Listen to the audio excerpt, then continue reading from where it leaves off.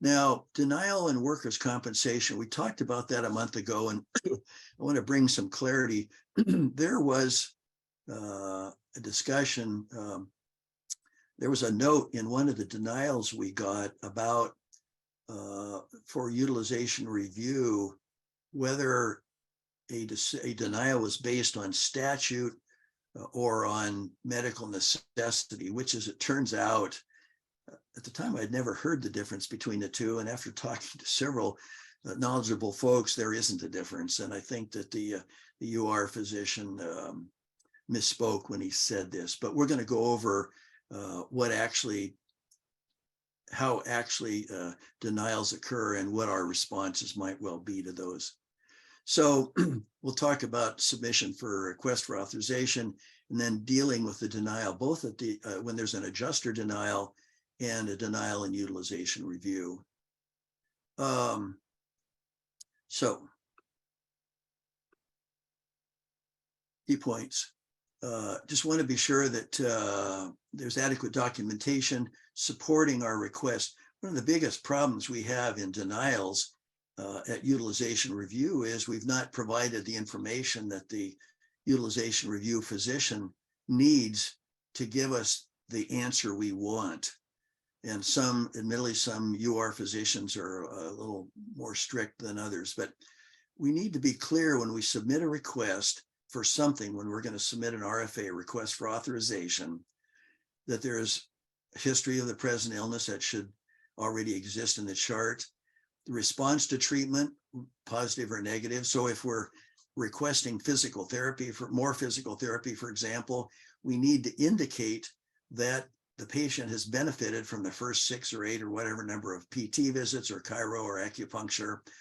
There's been measurable improvement in terms of symptoms or physical findings, and that more is expected to be beneficial. If we just send in a request for more PT and we don't explain why, the likelihood many times is it's going to be denied. We need to, if there's been testing of any sort, radiology, x-ray, or imaging that are pertinent to our request, those need to be down. Whatever the current symptoms and physical findings are, and then the working diagnosis that supports the request. What condition is it we're treating, and how do we expect what we're requesting to support or to help us manage that working diagnosis? And so the more clear we can be about what we think we're treating, internal derangement of the shoulder or rotator cuff tear of the shoulder rather than shoulder pain. With those first two, we're much more likely to get authorization if our diagnoses are non-specific, they're really just symptoms. It doesn't eliminate the possibility of getting acceptance for our request, but it certainly makes it less likely. So those need to be part of whatever our requests are for authorization. Now, we submit these to the adjuster, and the adjuster, when we send in, and our referral people typically take care of this, they'll complete the RFA, they'll provide supporting documents, and there may be reference to MTUS. So that's happening. Our referral people are doing that. And so the initial response from the carrier can be one of 4 things. Most of the time, they'll send it on then to utilization review to make a decision. An adjuster can authorize anything. They can authorize heart surgery, liver transplant. They don't do it, of course, but they can authorize anything. What the adjuster can't do is deny anything. Denial needs to come from, if it's for medical reasons, medical necessity, needs to come from a person of like training. So it's going to be, a medical person. And so that being said, the carrier, if they don't have a reason to do something with the request, is going to send it on to UR. They can, however, deny it if the request is for a non-accepted body part. So, and this applies to,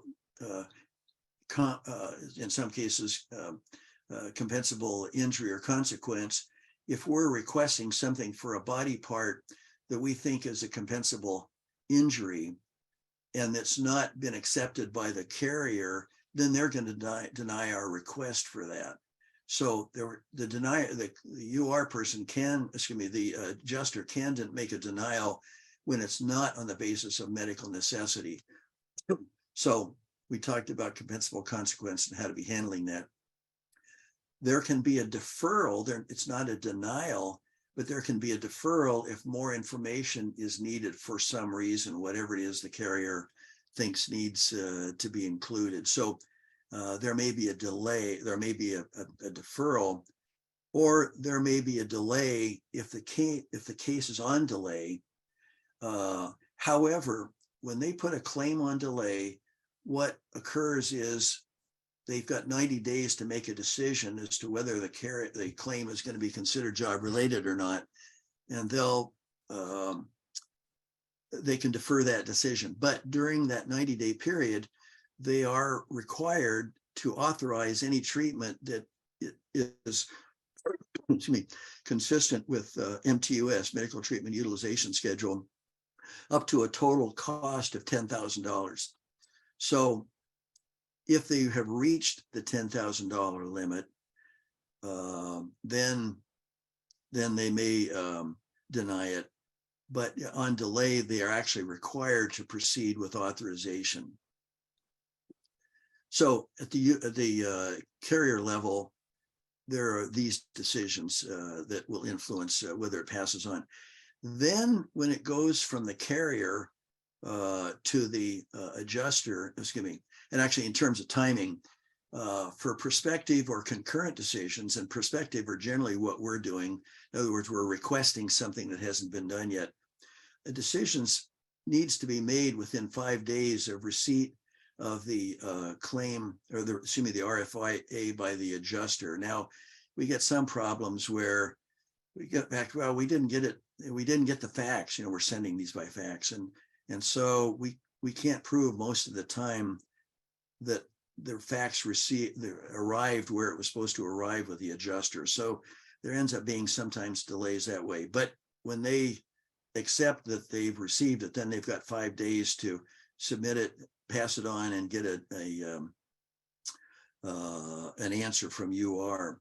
And if they request additional information on some basis, that period of time can be extended to 14 days. So it goes on to utilization review, and there's 5 days then, because those are going typically immediately from the carrier, 5 days to make a decision. If the UR physician decides that they need something more, and then if they make a decision, they've got, the UR physician has 24 hours for concurrent review, 2 business days for prospective review to send us an answer. And it's during that 5-day period that if they're going to call us, they do that, and then they make a decision, and they've got 2 more days to give us the answer. And for retrospective review, which are things like Toradol, they've got 30 days, or a concurrent review, which means there's something going on that requires immediacy of their decision-making. There needs to be a decision in 24 hours. But most of the time, for our purposes, it's 5 days for them to make a decision, to call us, make a decision, and then 2 days later to give us the answer. Expedited review, we don't generally get involved in those. Those are 72 hours if there's some sort of relative emergency situation. And then what do we do when there's a denial from the carrier, from the utilization review? Well, the best thing to do, first of all, is call the adjuster, if you can get the adjuster on the phone, and discuss it. And sometimes it's possible the adjuster can reverse that decision and authorize something. So occasionally that will be helpful. We have, among some carriers, difficulty in getting a hold of adjusters, and we need to go on to the adjuster supervisor. So if you're scheduling, your referral person can't get a hold of the adjuster, we recommend have that person give the adjuster supervisor a call and and get some help with getting the problem solved. If going to the adjuster doesn't solve it, then you can submit an appeal, and that's filling out a new RFA. But this is what I think was referred to somewhat erroneously in terms of terminology by the UR physician that we discussed last time. We can't appeal if it's the same provider with the same request with the same information. There needs to be something different. There must be new documentation, something different about the patient's claim, the case that has occurred since the last referral.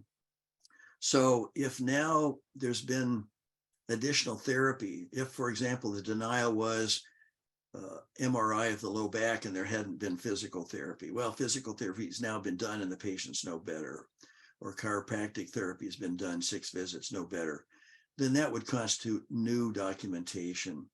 Or additional x-rays have now shown something that weren't found before, something that's different.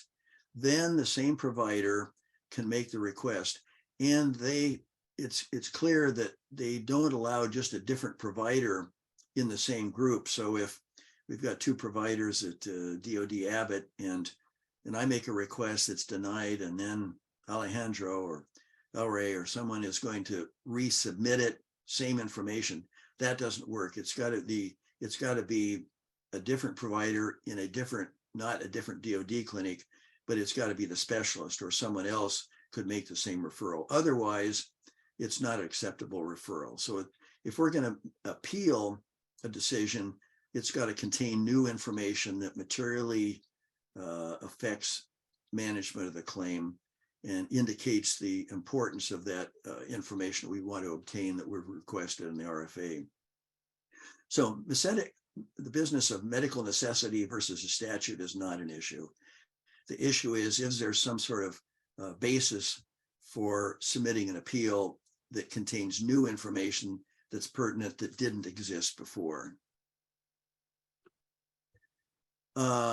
Now, what if the appeal, you submit an appeal, or if for some reason decide not to, what's the next step? Well, you'll observe, maybe you have, that with every denial that comes back, there's an IMR form attached, independent medical review form. And that is something that the IMR is a request that the patient makes, not the provider. So the patient has to fill out a form, this IMR form, but admittedly, we need to provide documentation that supports the patient's request for an IMR.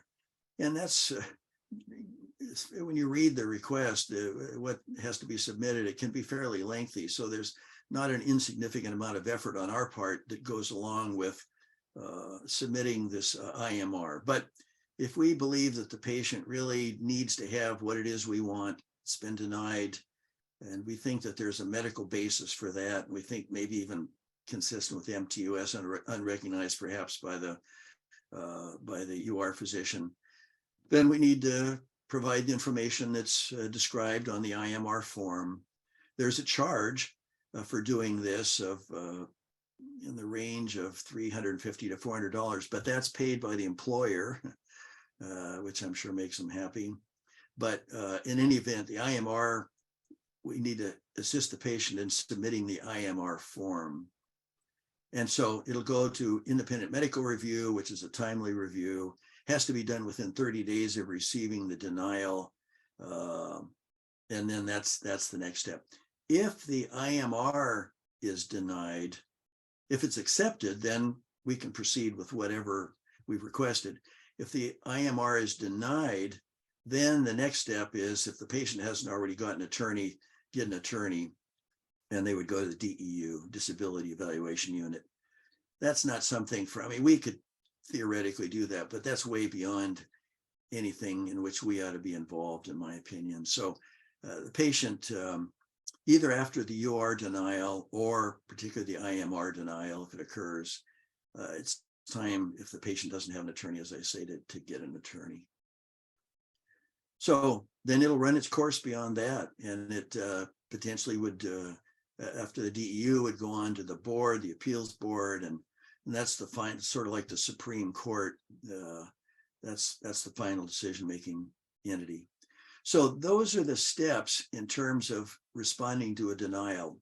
The first being the adjuster's denial for whatever reason, those that I described, and if there's something that we can provide them, great. And then there's the UR denial with the steps to be taken, and you just decide how much of a case you can make for responding.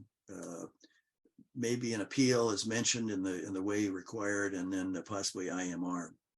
So you just need to decide how far you're going to take it. Excuse me. So key points on the business of denials.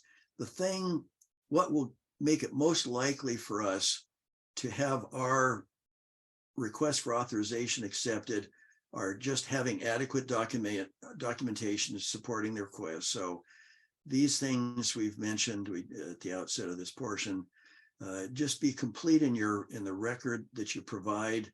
When you're at that visit, when you're getting ready to make a request for whatever, take a little more time than maybe you normally would, perhaps in your regular documentation, just to be sure that you've included those components that need to be present to maximize the likelihood of having acceptance of your RFA. So history of the illness again, response to treatment, really important. Results of any prior testing that make it important or valuable to have whatever you want being done, have that information. Patient's current symptoms, are they better, are they not? Physical findings, have they changed or have they not? And then a real live working diagnosis, not a symptom, but work diagnosis. What it is, what is it you think's going on? And in fact, as we've talked about other times, have a plan, and this starts on the first visit, and you can just include a brief sentence or two about what your plan is. If the request that you're making leads to this result, this information, then you're going to do that. If it leads to something else, you're going to do something else.